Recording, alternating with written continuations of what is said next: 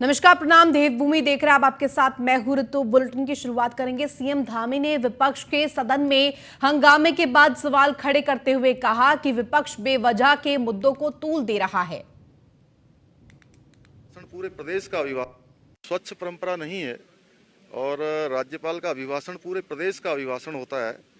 उनके पास कोई मुद्दे नहीं है, कोई ठोस मुद्दे नहीं है।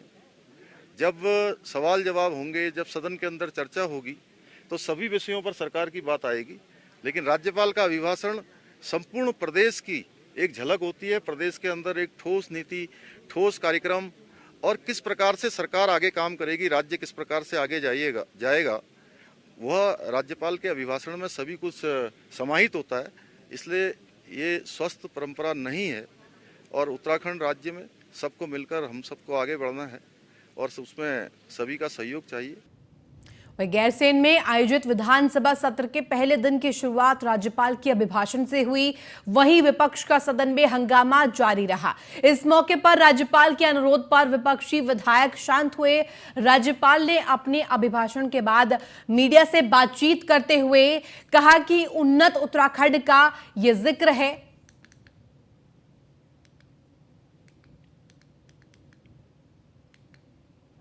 भुगतान को बढ़ावा दिए जाने एवं समयबद्ध राजस्व वसूली हेतु निर्धारित अवधि में भुगतान कर उपभोक्ताओं को छूट प्रदान की गई है।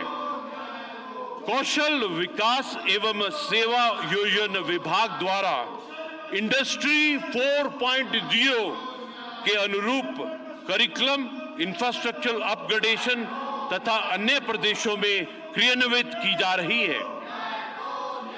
रही बेस्ट प्रैक्टिसेस कर्नाटका मॉडल की राज्य के चिन्हित 26-20 राजकीय औद्योगिक प्रशिक्षण संस्थानों में विभिन्न उद्योग समूहों की सहायता से लागू किए जाने हेतु कार्रवाई की जा रही है। विदेशों में उपलब्ध रोजगार के अवसरों से राज्य के युवाओं को जोड़ने हेतु विभाग द्वारा विशेष प्रयास किए जा रहे हैं। विभाग द्वारा ITI उत्तीर्ण युवाओं को दुबई स्थित कंपनी में सेवा योजना के अवसर प्रदान किए गए हैं। वर्तमान में विभाग द्वारा अन्य देशों में भी इस प्रकार के अवसर हेतु प्रतिष्ठित संस्थानों से प्रस्ताव आमंत्रित किया गया है, जिस पर कार्रवाई गतिमान है। विश्व बैंक सहायतातीत उत्तराखंड वर्क फोर्स डेवलपमेंट परियोजना के अंतर्गत आच्छादित संस्थानों में इंडस्ट्री लिंकेज सेल स्थापित तथा शेष संस्थानों में इंडस्ट्री लिंकेज सेल की स्थापना किया जाना गतिमान है। चलिए, आपको एक बड़ी खबर बता दें। आज दिल्ली में शाम 5 बजे सीएम धामी की बैठक। रक्षा मंत्री राजनाथ सिंह के साथ सीएम धामी बैठक करेंगे। देश के उत्तरी राज्यों की सीमाओं के लिए ये बैठक होगी और तमाम कयास लगाए जा रहे हैं कि सीमाओं पर जिस तरह से सुरक्षा और अधिक सुदृढ़ करनी है, उसको लेकर क्या कुछ महत्वपूर्ण चीजें हैं, महत्वपूर्ण मुद्दे हैं जिनको लेकर लगातार मंथन किया जा रहा है और आज उन सभी पर विचार विमर्श किया जाएगा। दिल्ली में ये बैठक होगी। आज शाम दिल्ली में ये महत्वपूर्ण बैठक सुरक्षा के लिहाज से शाम 5 बजे ये बैठक रक्षा मंत्री राजनाथ सिंह के साथ सीएम पुष्कर सिंह धामी आज ये बैठक करेंगे। उत्तरी राज्यों की सीमाओं के लिए ये बैठक होगी। सबसे महत्वपूर्ण बात, क्योंकि रक्षा के लिए और सुरक्षा के लिए सीमाओं को किस तरह से और अधिक सुदृढ़ किया जाए, उधर सुरक्षा लैस की जाए, उसको लेकर मंथन किया जाएगा।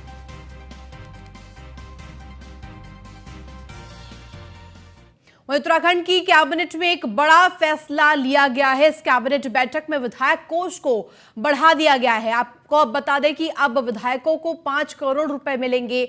इसके साथ ही कैबिनेट की बैठक में निर्णय लिया गया है कि राज्य के मंदिरों में सौंदर्यीकरण के लिए 25 लाख रुपए की जगह 50 लाख रुपए 1 साल में दिए जाएंगे। वहीं महिला मंगल दल को मिलने वाली राशि 25 लाख रुपए से बढ़ाकर 40 लाख रुपए तक कर दिया गया है। और वहीं इस फैसले के बाद से सत्ता पक्ष और विपक्ष दोनों ही विधायक सरकार का धन्यवाद व्यक्त कर रहे हैं, क्योंकि जीएसटी कटौती के चलते विधायक निधि प्रभावित हो रही थी।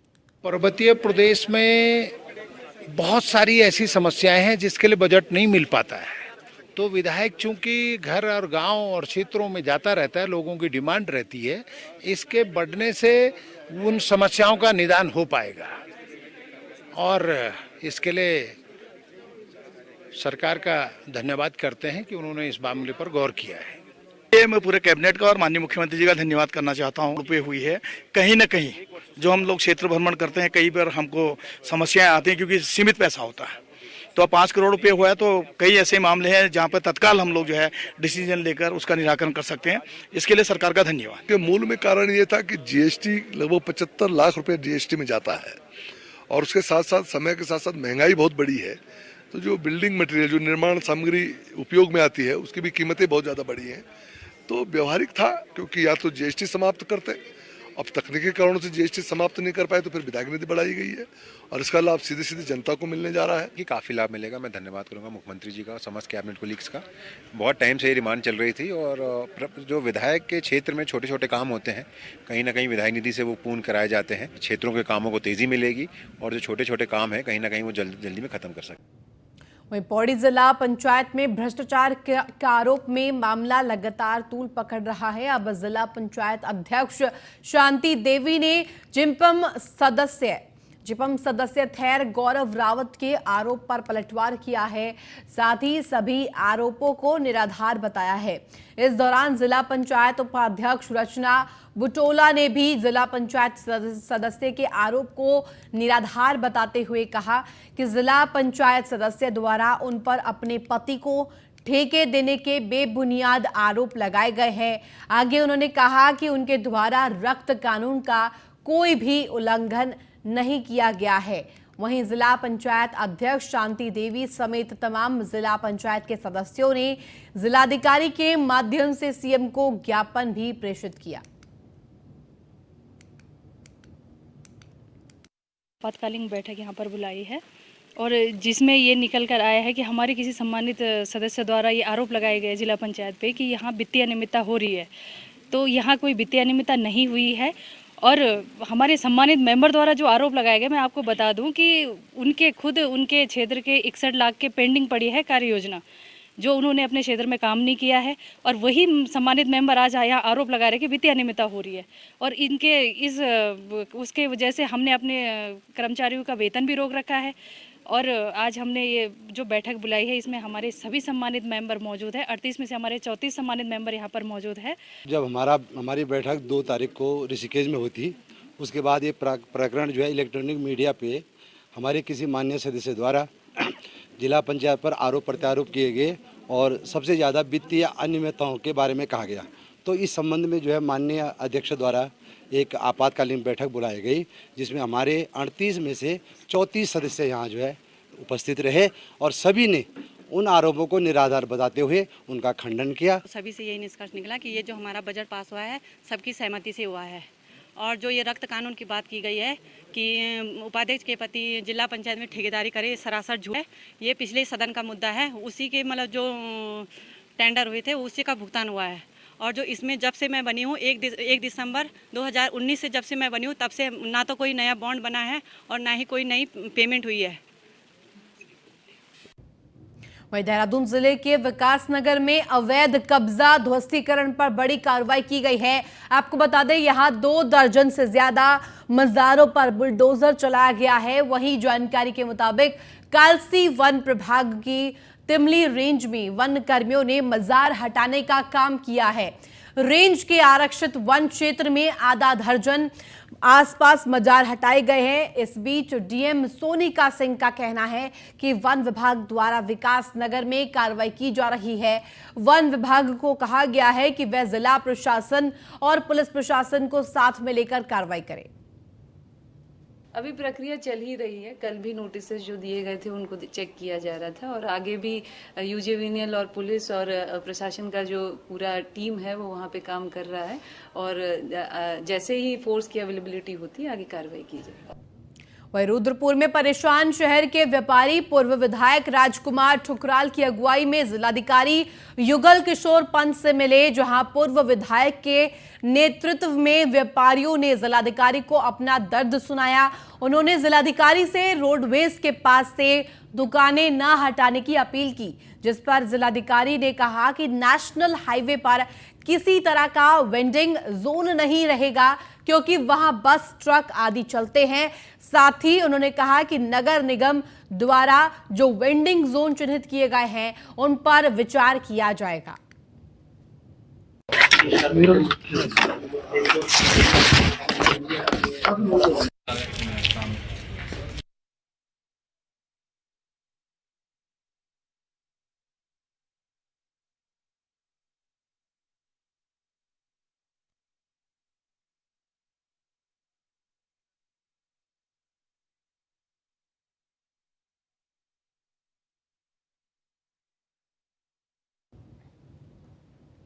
देहरादून में अवैध खनन के संबंध में लापरवाही बरतने पर एसएसपी दिलीप सिंह कुंवर ने 10 पुलिसकर्मियों पर गाज गिरने का काम किया है। आपको बता दें कि जिसमें से 2 पुलिसकर्मी ऐसे हैं जिनकी शिकायतें कई सालों से देहरादून एसएसपी को मिल रही थी, उन्हें भी सस्पेंड किया गया है। आपको बता दें वहीं 8 पुलिसकर्मियों को एसएसपी दिलीप सिंह कुंवर ने लाइन हाजिर किया है। लापरवाही और अनुशासनहीनता के क्रम में उनकी शिकायत मिलने पर मैंने 8 हमारे कांस्टेबल हैं हरबटपुर के, सैलाकुई के और सहसपुर के, उनको मैंने लाइन हाजिर किया है। कुछ शिकायतें उनकी थी, उसकी मैं जांच करा रहा हूं और जांच कराने के बाद आगे जो भी विभागीय कार्रवाई होगी वो की जाएगी। वही देहरादून में ऐतिहासिक झंडे मेले की शुरुआत हो गई है। झंडा आरोहण के साथ मेले का शुभारंभ हुआ। इस मौके पर कई राज्यों से आए भारी तादाद में श्रद्धालु भी मौजूद रहे। इस मौके पर गुरुराम राय साहिब दरबार में महंत देवेंद्र दास का कहना है कि झंडा चढ़ाने की सैकड़ों सालों से परंपरा चल रही है, जहां देश प्रदेश के भारी तादाद में श्रद्धालु आते हैं, झंडा साहिब का दर्शन करते हैं।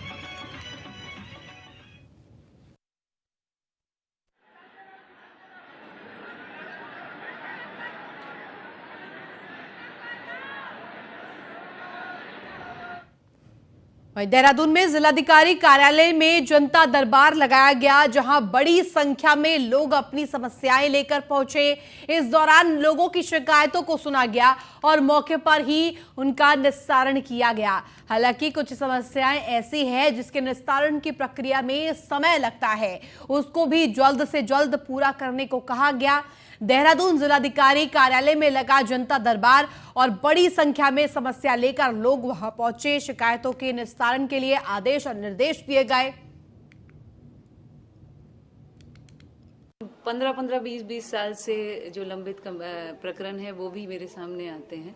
अभी आज जो एक कंप्लेनेंट आए थे उन्होंने खुद बताया कि 5 साल पहले एक शिकायत थी जो कि 5 साल पहले से पेंडिंग चल रही थी, वो जन सुनवाई में आने के बाद निस्तारित हो गई। तो ऐसे बहुत सारे प्रकरण हैं, लेकिन क्योंकि लैंड के डिस्प्यूट ऐसे होते हैं जिनमें सारे पक्ष निकालना और सारे जो पेपर वर्क है उसको देखना और उसके बाद कार्रवाई करना। हाँ, कुछ केसेस ऐसे भी हैं जहाँ पे एसडीएम और नगर निगम को साथ जाना था और किसी कारणवश नहीं जा पाए, लेकिन उसमें वो खुद एक्सेप्ट भी करते हैं क्योंकि प्रोटोकॉल आ जाता है, कुछ इश्यूज आ जाते हैं जिस वजह से टीम नहीं जा पाती। अल्मोड़ा में बढ़ते वाहनों को लेकर अब यातायात के साथ पार्किंग की समस्या भी बढ़ती जा रही है, जिसको लेकर अब अल्मोड़ा का कुमाऊं मोटर्स यूनियन लिमिटेड के भवन को जिला प्रशासन और सरकार ने मल्टी कॉम्प्लेक्स और पार्किंग बनाने का फैसला लिया है, जिसको लेकर कार्य भी शुरू हो गया है। वहीं कुमाऊं मोटर्स यूनियन के लोगों के साथ स्थानीय लोगों ने भी इसको सरकार की एक बड़ी पहल बताते हुए खुशी जाहिर की है। आपको बता दें कि यूनियन के निदेशक मोहन सिंह बगडवाल ने कहा कि यह भवन बहुत पुराना हो गया था और वर्तमान में यह बसों की पार्किंग की समस्या थी। अब सरकार और जिला प्रशासन द्वारा इसको मल्टीपल पार्किंग बनाया जा रहा है। अल्मोड़ा की यातायात व्यवस्था को देखते हुए वर्तमान समय में जो पुराना केमियो स्टेशन था उस पर जो मल्टीपल पार्किंग बनाई जा रही है जिला प्रशासन और सरकार की मुहिम के द्वारा, उससे आने वाले समय में यहाँ के जनसामान्य को काफ़ी फायदा मिले। अल्मोड़ा ये हमारा जो ऐतिहासिक पहले पुराना केमियो स्टेशन था आज मल्टीपर्पज़ पार्किंग के रूप में जाना जाएगा, जो कि शासन द्वारा स्वीकृत हो गया है और निर्माणाधीन काम चल रहा है। और इसमें पार्किंग भी होगी, हमारी केमियो की यातायात व्यवस्था भी सही रहेगी, हमारी बाज़ार की व्यवस्था भी सही रहेगी और हमारे लोगों के जो बाज़ार के जो इसमें अपना गोदाम बनाना चाहेंगे वो भी गोदाम की व्यवस्था अच्छी तरह से हो पाए। वहीं अल्मोड़ा पुलिस ने ऑपरेशन मुक्ति अभियान के तहत 12 बच्चों को चिन्हित किया है। आपको बता दें जिसमें भिक्षा नहीं शिक्षा दे अभियान चलाया गया। आपको बता दें कि इस अभियान के तहत उन छोटे छोटे बच्चों को चिन्हित किया जा रहा है जो बाजार में भिक्षावृत्ति और बाल श्रम का काम कर रहे हैं। ये भी बताया जा रहा है कि बच्चों को कैसे शिक्षा से जोड़ा जाए, इसको लेकर उत्तराखंड पुलिस के महानिदेशक अशोक कुमार के निर्देश पर यह अभियान चलाया गया है, जिससे भिक्षावृत्ति कम से कम हो सके और अधिक से अधिक बच्चों को शिक्षा मिल सके।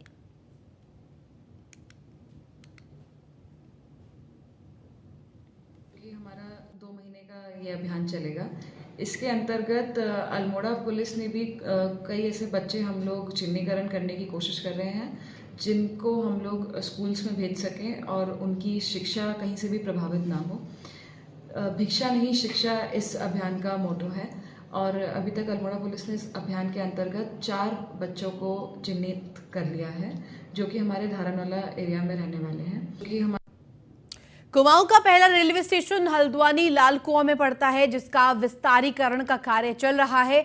मंडल रेल प्रबंधक रेखा यादव ने रेलवे स्टेशन लाल कुआं का निरीक्षण कर अधिकारियों को दिशा निर्देश दिए हैं। साथ ही उन्होंने रेलवे स्टेशन की साफ सफाई पर नाराजगी जाहिर की।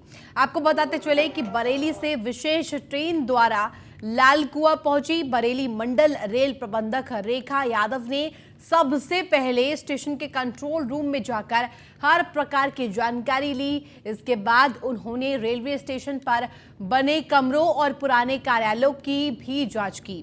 इस दौरान उन्होंने सभी प्लेटफॉर्मों पर साफ सफाई का भी जायजा लिया।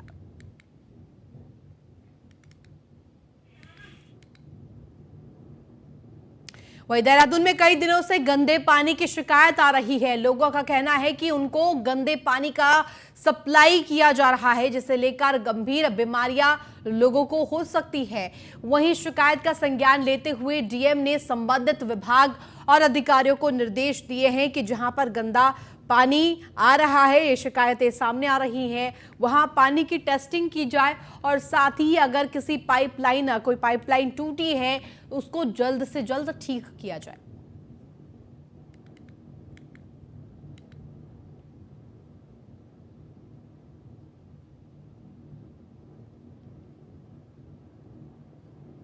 क्योंकि अभी गर्मी का भी सीज़न आ रहा है और पानी की किल्लत के भी इशू होंगे, तो जैसे मेरे भी संज्ञान में आज आया था, कंसर्न विभाग को बता दिया गया है कि तत्काल जाके वहाँ के वाटर की टेस्टिंग भी करें और अगर कहीं पे कोई पाइपलाइन में इशू है तो तत्काल उसको ठीक करें। वहीं कालाडूंगी और आसपास के क्षेत्रों में वायरल फीवर ने अपना शिकंजा कसा हुआ है, जिसको देखते हुए वायरल फीवर से पीड़ित मरीजों की संख्या में काफी इजाफा हुआ है। वहीं स्वास्थ्य केंद्र के चिकित्सा अधीक्षक सुधीर कन्याल ने बताया कि मौसम में बदलाव आने के चलते वायरल फीवर चल रहा है और साथ ही इन्फ्लुएंजा वायरस सक्रिय है, जिसके लिए सभी सावधानियां बरतनी शुरू हो गई है। उन्होंने आगे बताया कि बच्चों और बुजुर्गों व्यक्तियों को साफ सफाई का विशेषकर ध्यान रखना चाहिए, जिससे वायरल फीवर की चपेट में आने से वे बच सके।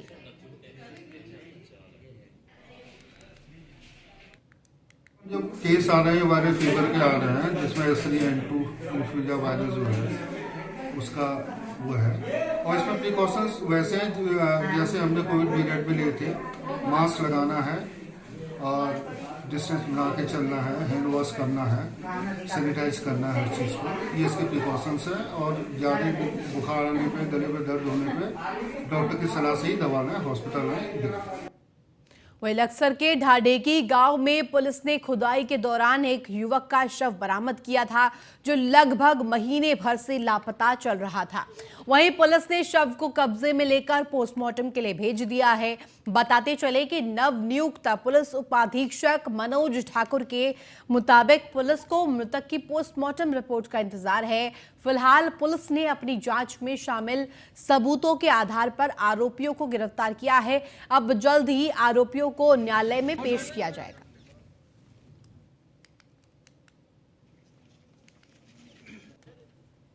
तो डेड बॉडी जैसे आप सबको पता है कि वो बरामद होके और मॉर्चरी भेजी गई है। उसका पोस्टमार्टम आज होगा और जो रिपोर्ट आएगी उसमें आगे उसके कारणों को दर्शाया जाएगा और उसमें जो है आज उसमें जो है हम लोग गिरफ्तारी करेंगे और जल्दी से कोर्ट में पेश किया जाएगा।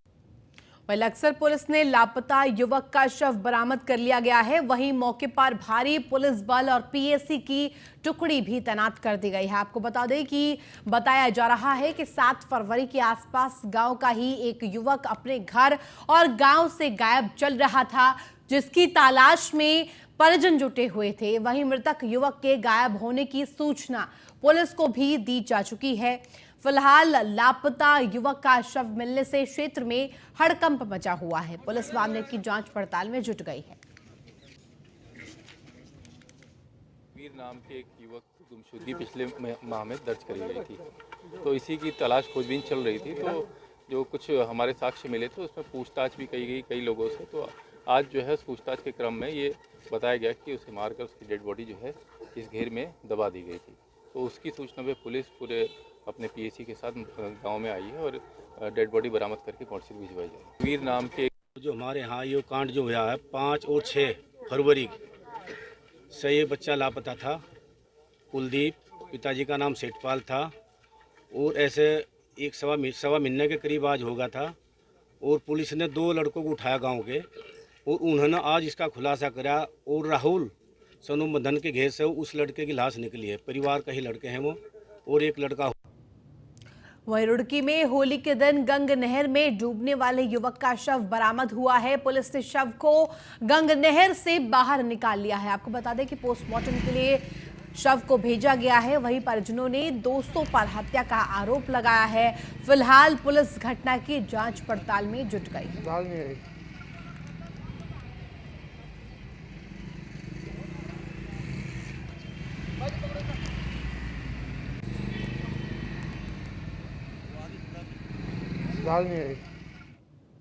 वहीं देहरादून में कोरोना वायरस के बाद अब इन्फ्लुएंजा वायरस लोगों की परेशानियों को बढ़ाने का काम कर रहा है।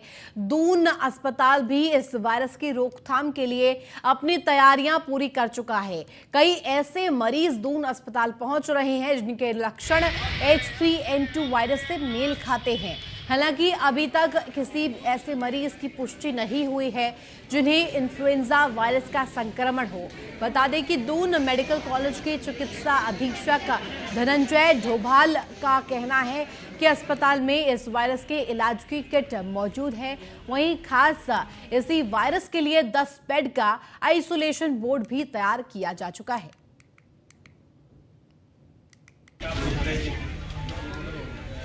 देहरादून में लगभग आजकल अगर दून अस्पताल की बात करूं तो 50 मरीज से ज़्यादा हमारे पास इस सिम्टम से आ रहे हैं, जो कि शुरू में बताना बड़ा मुश्किल होता है सिर्फ सिम्टम के बेस पे कि वो H3N2 का है या कोरोना का है या नॉर्मल फ्लू है। तो हाँ, उनके सस्पिशन के बेस पे हम उनकी जांचें करा रहे हैं। H3N2 किट हमारे यहाँ फ्रीली अवेलेबल है और निःशुल्क जाँच है, तो उसको हम कर रहे हैं। जो भी उसके हिसाब से होगा, जिसकी पॉजिटिव रिपोर्ट आती है, अगर वो उस क्राइटेरिया में आता है कि उसको भर्ती की जरूरत है तो उसको आइसोलेट किया जाएगा। हमारे यहाँ इसकी सुविधा, जो जांच की सुविधा है H3N2 से रिलेटेड, वो फ्री ऑफ कॉस्ट पूरे अवेलेबल है हमारे पास सारी किटें। तो इसी के साथ फिलहाल देवभूमि उत्तराखंड के सब खास बुलेटिन में बस इतना ही। आप देखते रहिए न्यूज़ 1 इंडिया।